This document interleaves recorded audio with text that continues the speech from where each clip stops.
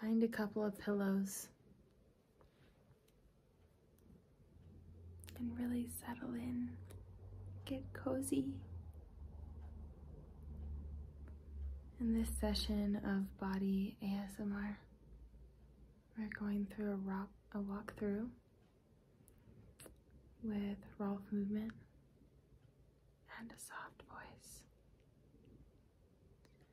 I'm a certified Rolfer, and ASMR is one of my favorites. Once you also have your earbuds, come into a comfy space, have your arms available to you. Shoulder blades are free.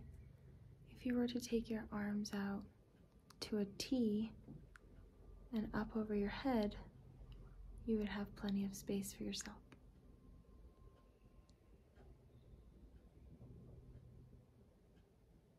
Start to notice a breath. Your sternum, the front of the spine. It lifts on an inhale.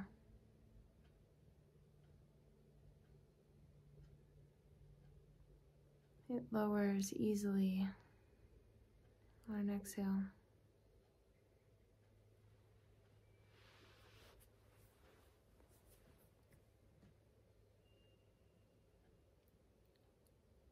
Subtly noticing the ebb and flow of your sternum.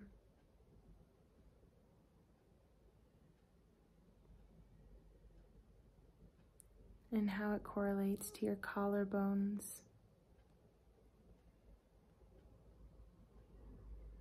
Noticing how your collarbones roll in or up towards your face on an inhale. On an exhale, they roll down towards the waistline.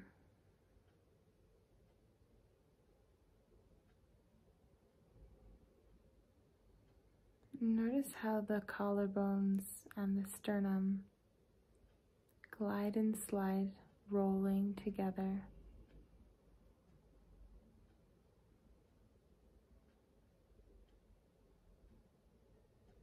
What comes up?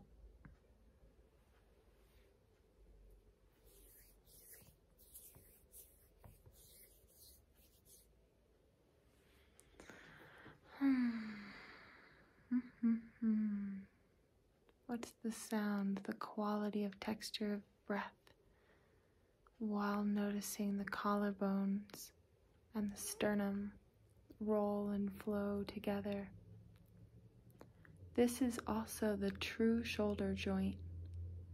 It's the only bone-on-bone connection we have for the shoulder to the ribs, which is the sternal plate, where the ribs connect.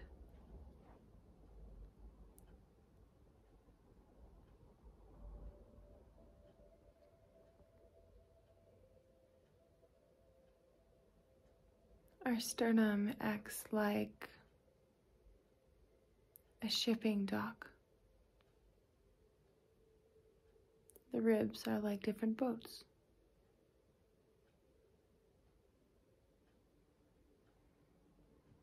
Notice how your ribs are moving with the ebb and flow, or the tide of your breath.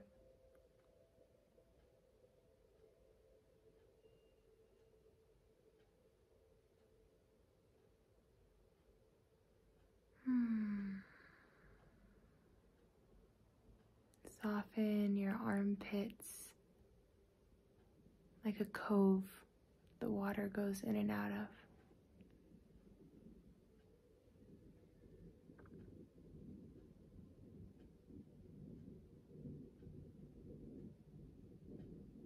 And the water can even go into the sternal notch that leads also into a small hole into the back of your head.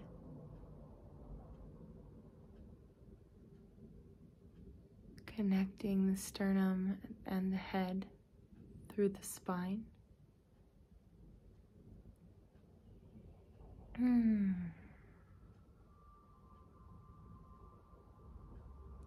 Notice what you notice. What's absolutely more present than anything? Keep with that.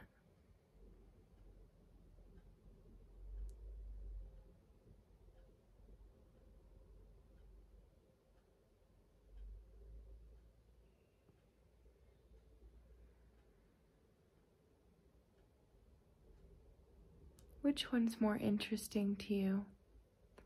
Bottom of your head or the top of your head?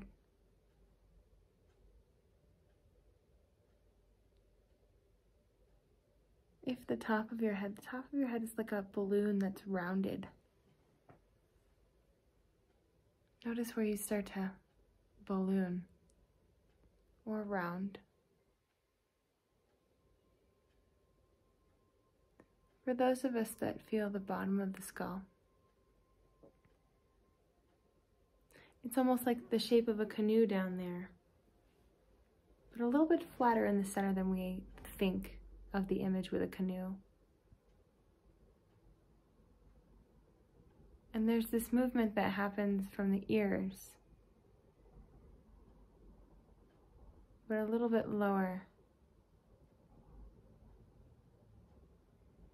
and more behind you than you think.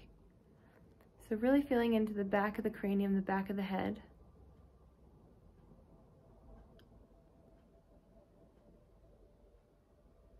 And how do you move your head from the back of your skull?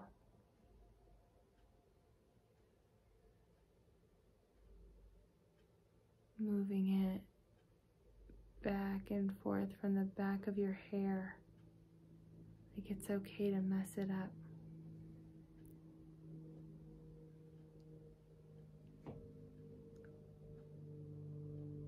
And what side of the head feels like it's just a little easier to go to? What side makes you breathe? And maybe you hang out there for a while.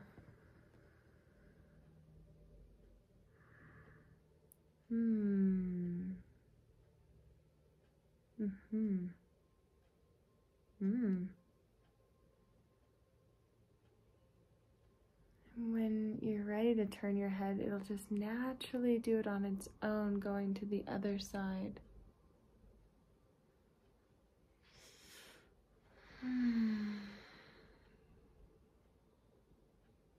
What's different about this side? What's the quality, texture? Harder, softer, fuzzier, liquidier?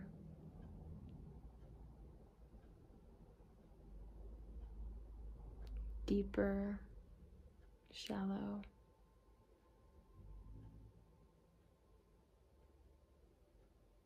Creamy?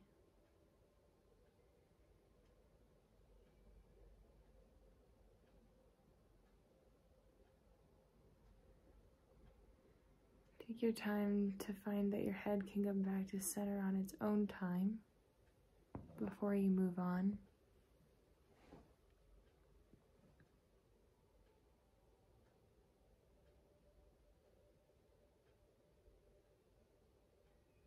What we just differentiated or went over was our head,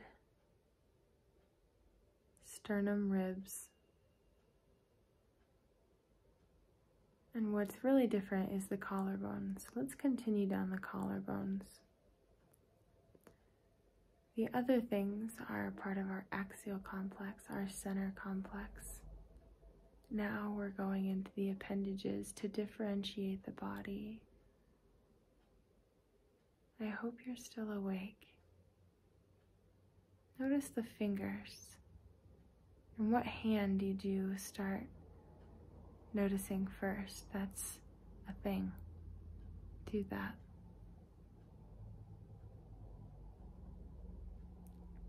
How do they move in space like a new organism, a new cell? How does it pre-move? How does it wiggle?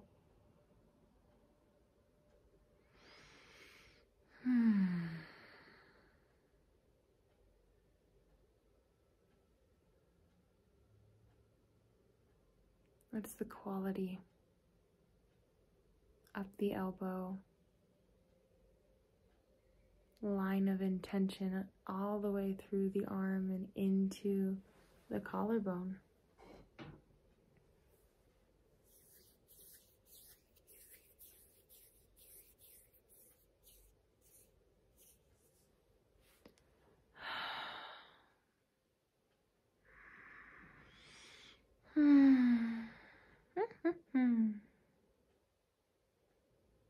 The discovery takes time, and you have enough time. The innate movement that you easily do, either elbow in, elbow out,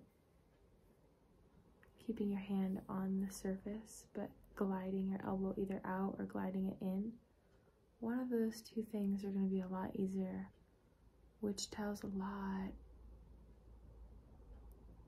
about your shoulder girdle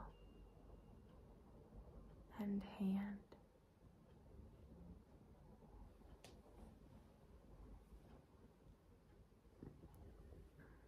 The hand directs the collarbone. The collarbone speaks and finishes the hand.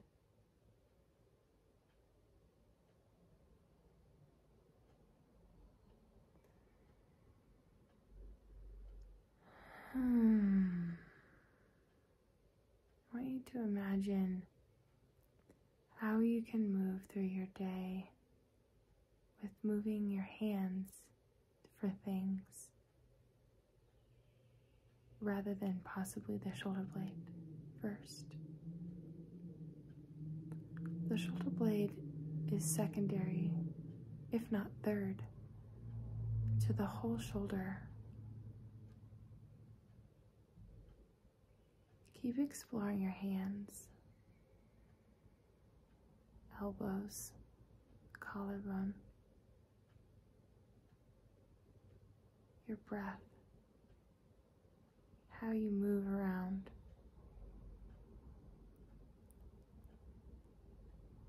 How your head, breath, elbows all work together and collide, slide and glide.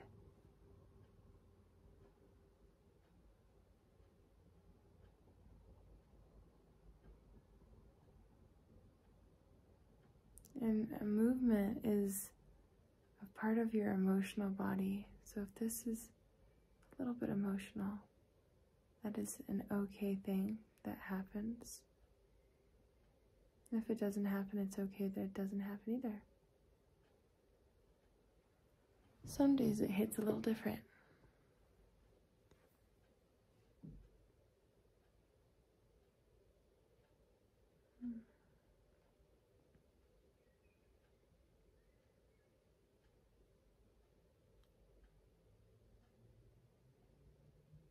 Pause and find neutral.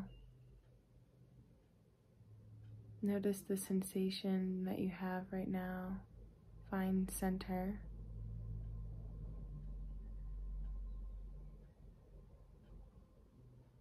Remember what this feeling feels like versus what it felt like when you began.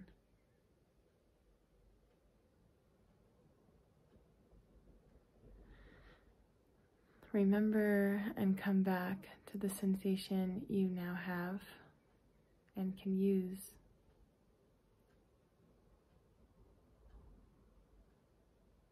Take your time gathering your thoughts, movements, little sounds.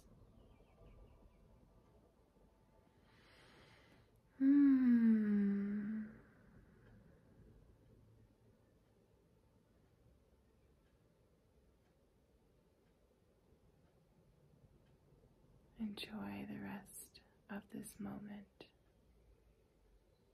You have enough time.